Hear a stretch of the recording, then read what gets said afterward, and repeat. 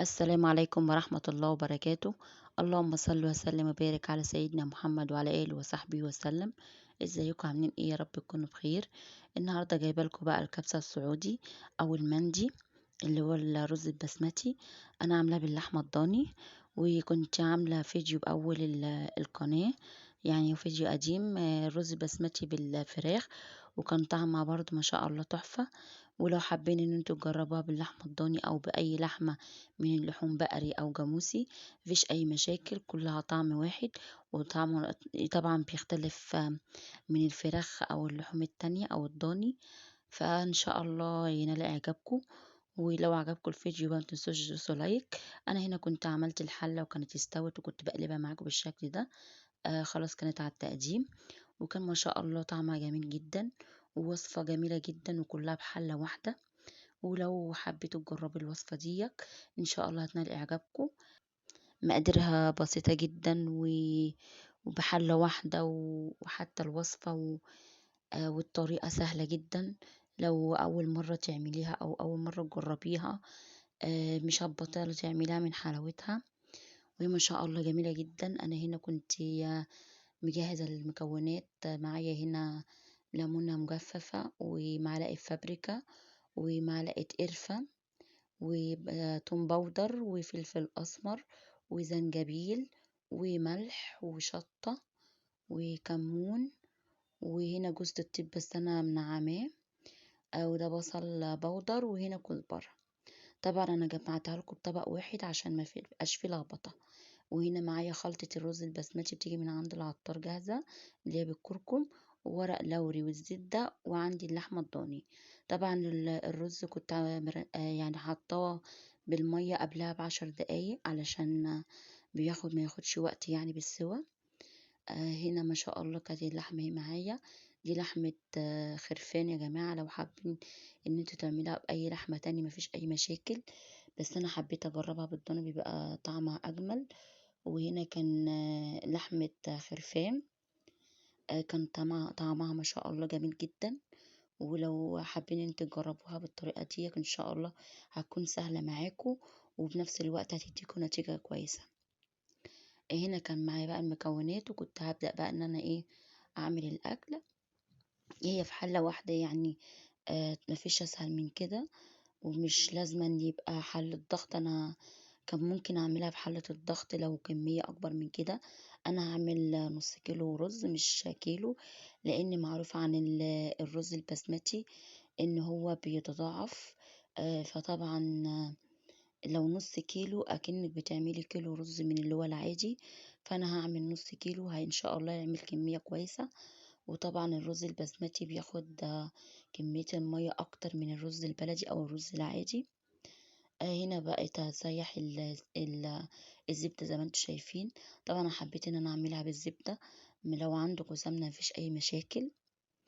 وهنا بضيف بقى اللحمة بعد ما قطعتها بالشكل ده عشان تاخد اللون او التشويحة اللي انا عاوزاها، اللون الذهبي.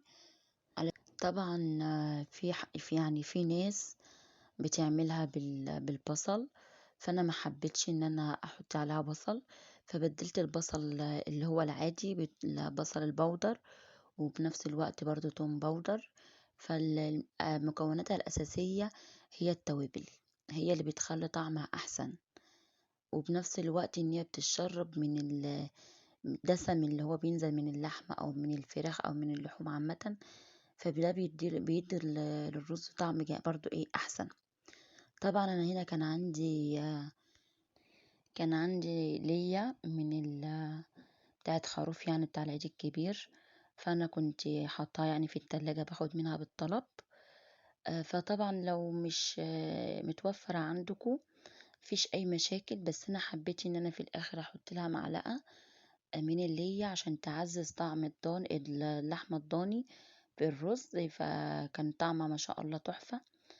وإن شاء الله لو عجبكم ما تنسوش بقى تدوسوا لايك وتفعلوا الجرس لو انت أول مرة تشوف الفيديو. ما تنسوش بقى تعملي اشتراك. وإن شاء الله الفيديوهات اللي جاية إن شاء الله تعجبكم.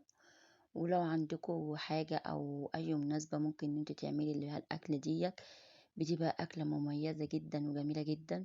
وبتشرف برضو بالعزومات، وبنفس الوقت سهلة وبسيطة وما بتاخدش وقت، وبتغنيكي عن الطبيخ، خصوصا ان احنا في فصل الصيف.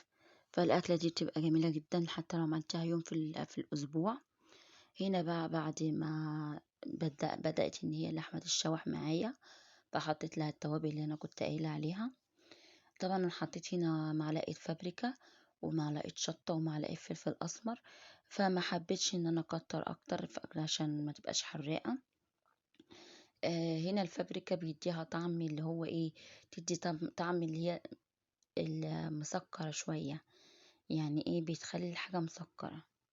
طبعا هنا مزيج المكونات دي او التوابل دي بيدي طعم احسن للرز، وهو ده اللي بيبان ايه بطعمه في الاخر.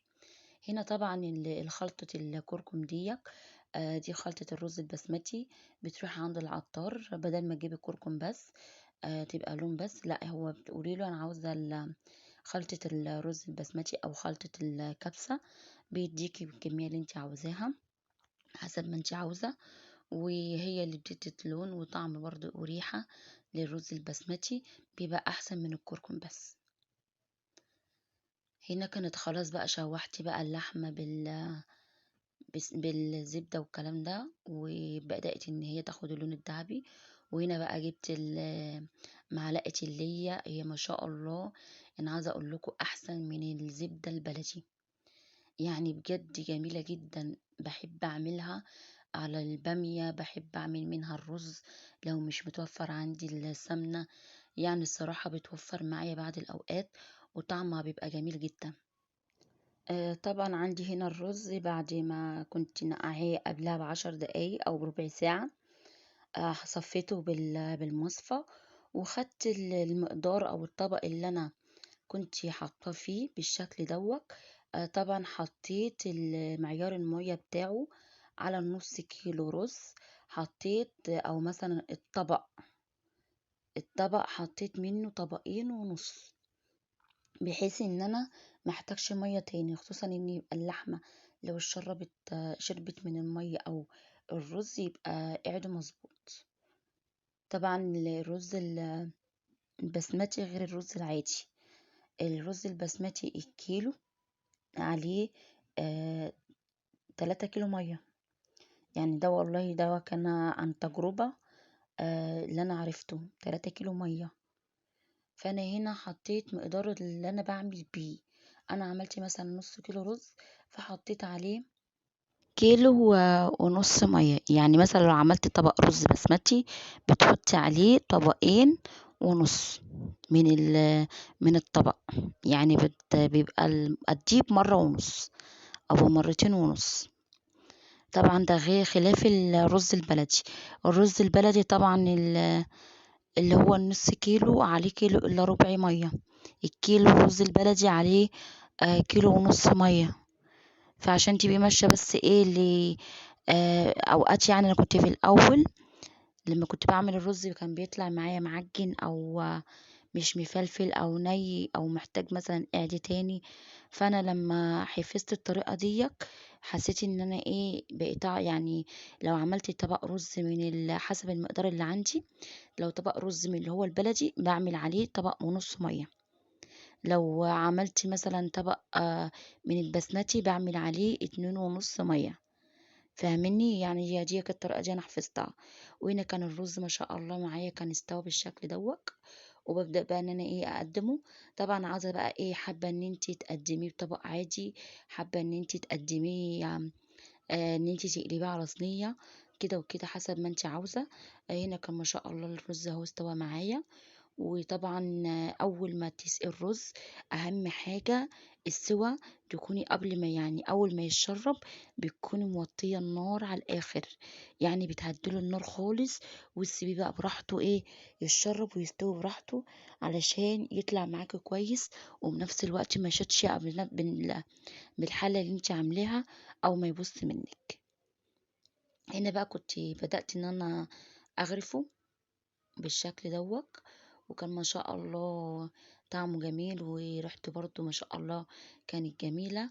وهنا بقى لو عندك مكسرات وحابة ان انت تضيفيها فحسب ما لو متوفّر عندِك ممكن تجيبي مكسّرات برضه اللي هي الموفّرة أو اللي هي اقتصادية زي السوداني والزبيب، بيبقى برضه طعمها جميل جدًا بالزبيب. يعني أنا عاملة الرز البسمتي في الحلقة يعني كانت قبل كده، اللي هي موجودة برضه على القناة بالفراخ، كانت بالزبيب، وكنت حاطة الزبيب والسوداني مع تشويحة اللحمة، فكان مدّي طعم جميل جدًا للرز.